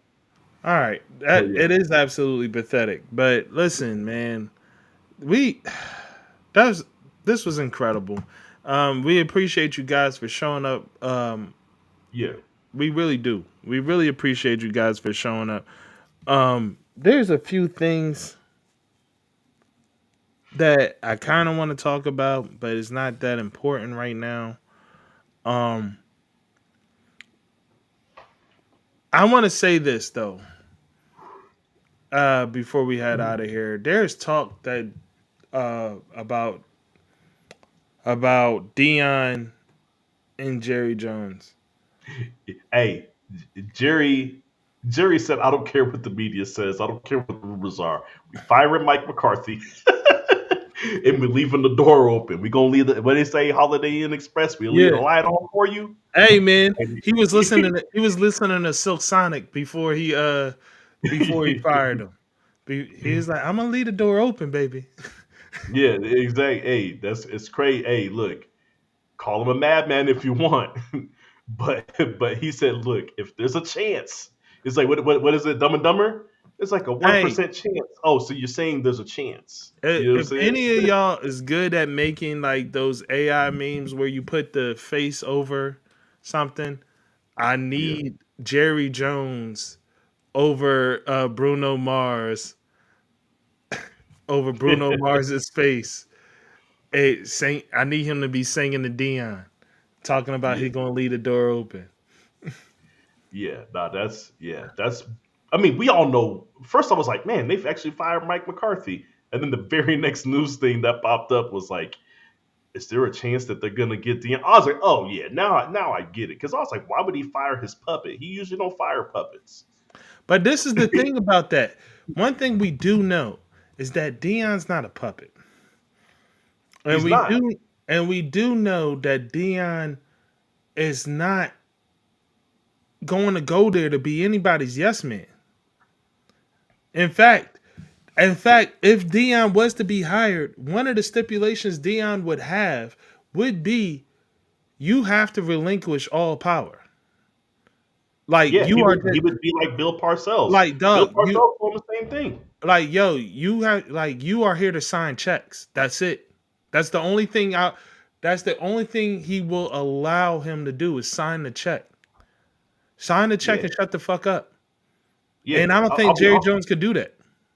Yeah. I don't think he can. And yeah, I don't think he. No, I saw they interviewed Jerry Jones like after one of the games, either week 17 or week 18, and he was just like they asked him about if he's ever going to if he's ever going to consider hiring a GM or letting somebody be the GM, and he was like, he looked at us and said like basically, are you crazy? He's like, this is my team.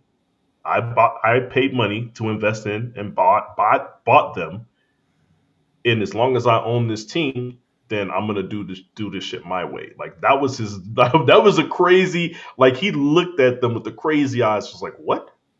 Absolutely not. Like this is my team. Like and so yes, I don't think it's ever gonna happen. And by his words, it's never gonna happen. At least with the player personnel decisions. But let's be honest, Dion would want that, even though I don't think he really wants it, but he would want that for the pure reason of things like Dak's contract happening, Zeke's contract happening. These are things that Dion would want to be in control of. He wouldn't necessarily want to be fully in control of every single decision. Dion would probably have people on the staff for that to help him make those decisions. But absolutely, Dion would not want Jerry Jones to be in charge of those things. Mm-hmm. So, yeah, I can't see a world where he ends up there. It's a nice little pipe dream. And Matt, I seen him earlier. He said one thing we can all agree on is we love seeing the Cowboys be a dumpster fire. We do. We already know what's happening here. Cowboys fans are going to get excited about the possibility of Dion showing up and them getting Shador and all these different things, only for them to get the heart broken because we all know right now it's not going to happen, Mark. But apparently the only people that don't know is the Cowboys organization and the Cowboys fans. Well, what pick are the Cowboys? Hold on. I mean, I honestly think they're high enough to be somewhat in the conversation for Shador. NFL Tankathon. They're number 12. They're number 12 with here's the thing. They are currently number 12 unless they move up. There is currently 1, 2. All right, I'm gonna just go. Actually, I'll pull this up so you guys can see it. I already know what team I think he's gonna go to. Now, just hold the thought. I want everybody to share in what we're looking at. I just got to get to my screen share. Come on now, get there. Sorry, guys. Let me just get there.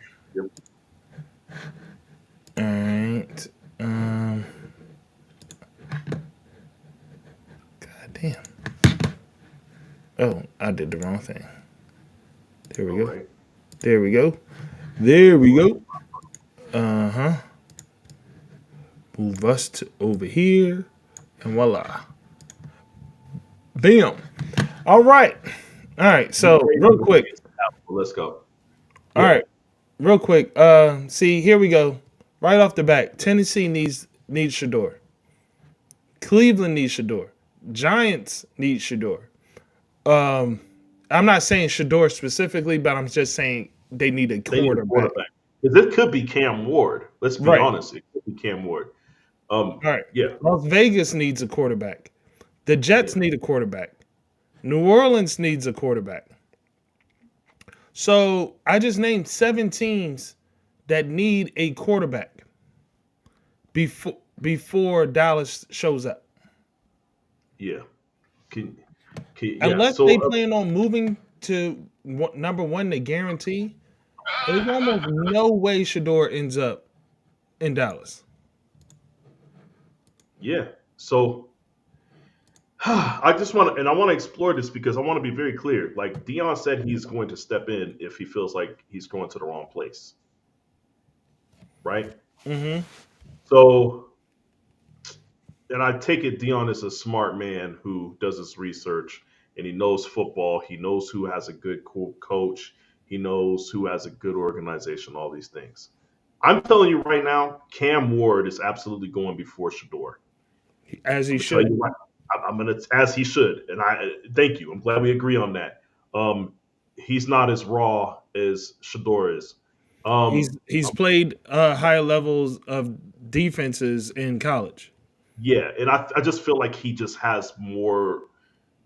He's more fundamentally sound than Shador. But with that said, and he can still do all the athletic shit, right?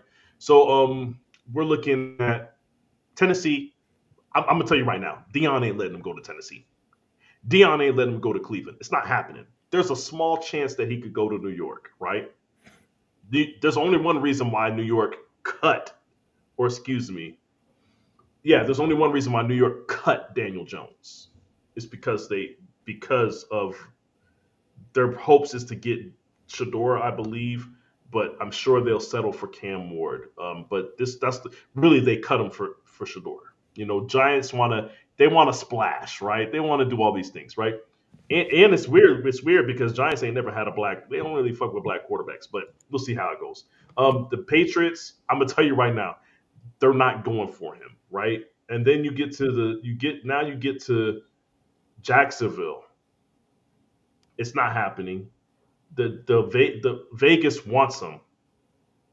It's a possibility, but I think it's no longer a possibility now that they fired Antonio Pierce, right? You get to the Jets. I do not think he wants him going to the Jets. I'm just saying, when you really start to go down this list, because of Dion's willingness to step in, I think he ends up in a place like maybe Indy, maybe Miami, if they feel like they're willing to move on from Tua, Who? right? I said No. Miami if they're willing to move on from No, Tua. Doug, that's not happening. He's going to one of these top 7. Dion's not. I'm telling you, Dion's gonna step in if he goes to one of those top 7. That's just my opinion. It's not. That's not happening. He's going to one of the top 7. But if let's say Dion doesn't step in, right? I personally think The only way it's he doesn't go not to getting one of the past the top, first 3 picks. huh? It's not getting past the first 3 picks if Dion. If Dion's not stepping in, he's not getting past the first 3 picks.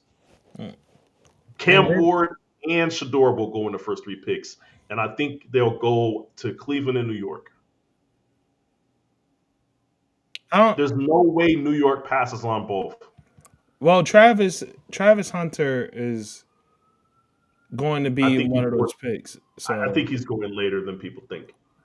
he probably. He's not going top 5. Well, I'm not. Okay, excuse me. He's not going top 3. Uh, Change that. He's not going top 3. Okay. I personally think that he can. I think he's going to end up on the Patriots. Travis Hunter. I think Travis Hunter ends up on the Patriots as well. That's where he ends up is on the Patriots. But you're talking about a team that needs both positions, and they are a team that might be willing to let him play both ways. Travis Hunter, Patriots. Like that's the way I see it happening. But yeah, I had to change my shit real quick. I said not top 5. I was like, no, I can see Jacksonville taking them too. I just know those top 3 teams more than likely won't take Travis Hunter. Like I can't see Tennessee taking Travis Hunter with the overall number 1 pick. Listen, Deion. Here's the thing. Sanders said, like, this is to both of you. Deion said he's not going to step in and do anything about about Shador. Now, but here's historically, when in the media, when it comes to football, Dion has talked out of the side of his neck since Jackson State. Like he's been talking out of the side of his neck since Jackson State. He said, "I'm going to do this," and then he does the exact opposite. So Yeah. and Well, he and I get that. what bothers me, and this is a bit of a Dion rant, because what bothers me about it is that he does this and then he hides it all behind, well, this is the way God has guided me, and Oh, I don't like you doing that. I you know, I like people hate playing him with doing God. that. I don't like Huh? people playing. I don't like people playing with God neither, Mark. I'm not gonna hold you, man. I'm not. I don't like it at all, man. Like Like, whenever I somebody mean, starts saying if something don't make sense and it's kind of on the sketchy side, and then they say, "Well, God spoke to me," I'm like, He didn't tell you to do that. He didn't tell you to do that. You know what I'm saying? Like, but yeah. so I can't speak for everything. Like, you know what I mean? Maybe God spoke to you. It just Well, it be a lot of what Dion does when it comes to talking one way and then doing the other seems funny style. yeah. But hey, man, if as long as it's working for him and his family, it is what it is. Yeah, let me speak real quick to what Matt just said. He said he has no problem doing what the Mannings did. He did say that he would do that. We spoke about that. That's why we brought it up. But I'm gonna be real quick with that because I know I have my opinion, but the one point I will make, even though I feel like he will step in, Travis Hunter is more likely to listen to Dion than Shador is. If you've Yeah. noticed anything about Shador, Shador is his own man. If you watch any clips of them doing their show and stuff, and like the back and forth that Dion has with Shador, Shador is the one child that will absolutely stand up to him every single time. He might come in and say, "Hey, Shador, I don't want you going there," and Shador might say, "Nah, Dad, this is what I'm doing." So I feel like there's a more of a likelihood that Dion is able to step in for Travis Hunter if the situation presents itself. He might want to step in for Shador, but I don't necessarily think that Shador is just going to go along with whatever Dion uh, wants. I think there's a good chance that he could disagree with Dion and then he just says, "Lip pops, I'm doing my thing." So he said, All "What right. would be crazy if either with the This is Browns." his exact words. He said it says he did not say which teams he had in mind. And they asked him, "Have you told him privately who you would like for him to play for?" Hall asked Sanders on the show. And he said, "It's not like that." Sanders replied, "It's not like who I would like for him to play for. It's a couple of teams that I won't allow him to play for. So it's not Yeah, like that. But this is my profession. I know what's behind the curtain. We ain't got to get back there for me to understand what's behind the curtains and what's not prominent for my son. I'm not doing it. And if he doesn't listen to you, who?" Sanders replied, triggering an eruption of laughter from the studio audience. "Who? No, you must mean NFL owners, not my son." Um, and he said Sanders made a similar warning about this previously when he said that Shador could pull a Eli. Yeah. Like, so, but yeah, he went back and forth because he was like, necessarily like, nah, I'm not doing that. But I guess he was saying like he's not picking a team for him to play but he just for. But saying where he's not going to go, and that's what I said. There's just I just don't. I look at the Jets and I say he's not going to allow him to go there, and I look at the Browns and say he's not going to allow him to go there. oh, he's He, not he he's said not allowing him he's, to go to the Jets. Absolutely. he said a couple of teams, which he's probably saying two or three teams, and if most teams are on the table, then yeah, me xing out like five or six teams is probably not what he's talking about. Yeah. Yeah, but yeah, Jets have to be one of those ones on the list. It has to be. I do see it. I see a possibility of him ending up in Las Vegas. I see a possibility of him. I would like the Las Vegas thing a lot Tennessee better is a if small they market. kept Pierce. Huh? Tennessee is a small market, but I do see him ending up in Las Vegas. And honestly, I feel like the Eli thing will happen again. Like I feel like the owners is not going to be intimidated by. I don't care if it's Deion Sanders. They're not going to be Well, you mean like intimidated. they're gonna call these motherfuckers bluff at some point? Yeah, like it's too many teams that need a quarterback that's going to be like, I'm gonna call They're you not gonna bluff. pass, bro. You know? Yeah, like It's different if you can get Cam Ward. It's like, well, fuck it. I'm a high enough pick. I could get either one. They're still both on the board. That's different. Once Cam Ward is off the board, it's going to be difficult, like you said, for an owner or somebody to be like, yeah, like I said, there's at least 7 teams that need a quarterback before Dallas picks. Unless Dallas figures out a way to trade up, I don't see it. But it is what it is, man. yeah, it will happen again with Arch Manning. Uh, Probably. I don't doubt that. Well, I don't doubt that. here's the thing. Archie just didn't want Arch to play for. I mean, he just didn't want Eli to play for the Chargers because he has a He knew they personal were just a grudge. future organization. He knew. Yeah, huh? He He knew had a they were a grudge. future organization. Yeah, he had a grudge with the Chargers. Yeah. But if it was any other team, he wouldn't have intervened. So I don't know if the Mannings have that same feel, but I will say this is that can the NFL afford to let this happen? Because this set it happened once before.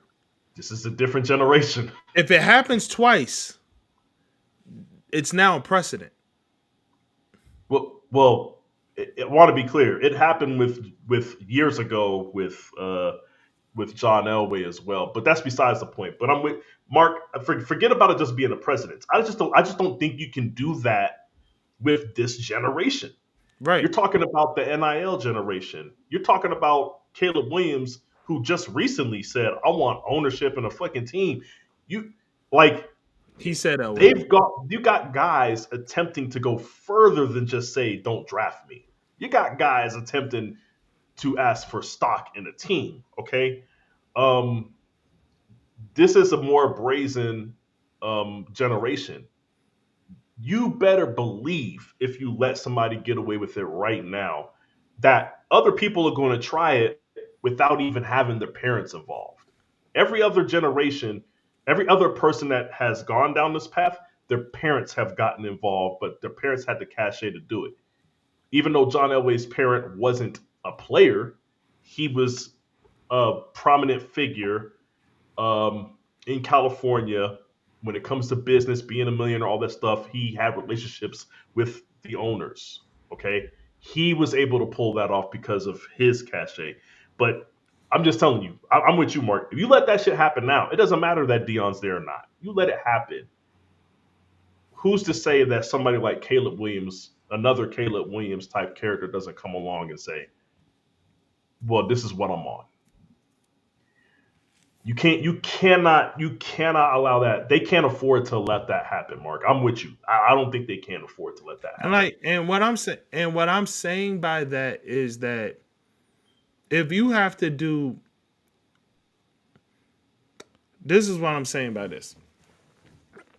If the NFL to save face, like if you truly believe that Dion and Shador is going to pull this, and that you're going to end up folding and not just being like, well, fuck it, sit out, stay out forever, then you, in order to save face, you're going to have to work out a trade behind closed doors to make it all seem legit and not make it look like that Shador and Dad is puppet master and everything with the control. Yeah.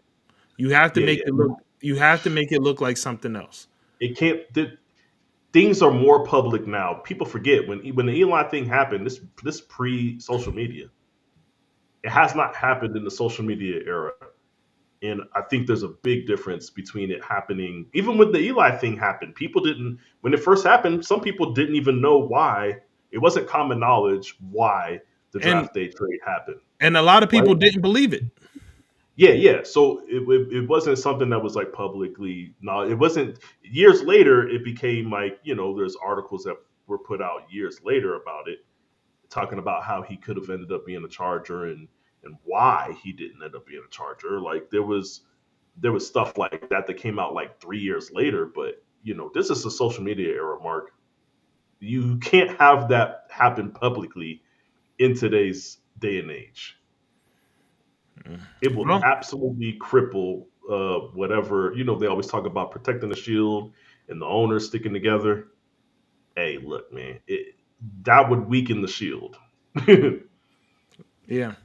Well, So anyway, guys, we appreciate you guys for sticking with us. And because I'm gonna be honest, I wanted to shut this down like a half an hour I'm ago. sure you did, yeah. No, but because you guys showed up late, I was like, I'm gonna give them an extra half hour of the show. That's because I enjoy you guys and I appreciate you guys showing up. But I definitely wanted to shut this down a half hour ago. I just wanted to let you guys know that I Yeah, recognize you guys showing up and being a good audience. So I wanted to be a good host and keep the show going. yep. But now I'm definitely shutting it down, and I'm going to go ahead and say thank you. And as always, I'm going to leave you with this final thought. Remember this: it's only entertainment. Hmm. They call these sports entities sports entertainment for a reason. So remember, it's all a show. Somebody's out there being the great showman. And when you're making your sports bets, always think about what is works best for them. A lot of people lost money on Saquon this week. A lot of people lost money on Justin Herbert this week. Hmm. Sports entertainment, right? Yeah, Saquon had an easy path to the touchdown. Slid. Damn, that hurt. literally. Yeah. Hey, that man sliding. I know people was throwing stuff around rooms, man. That hurts. Listen, man. Remember, it's only entertainment, and make your sports bets accordingly. With that being said, we appreciate you guys for watching. Link, like, subscribe, and definitely share. Share, Yeah. share, share, share, share. All right. Um, Peace. Peace.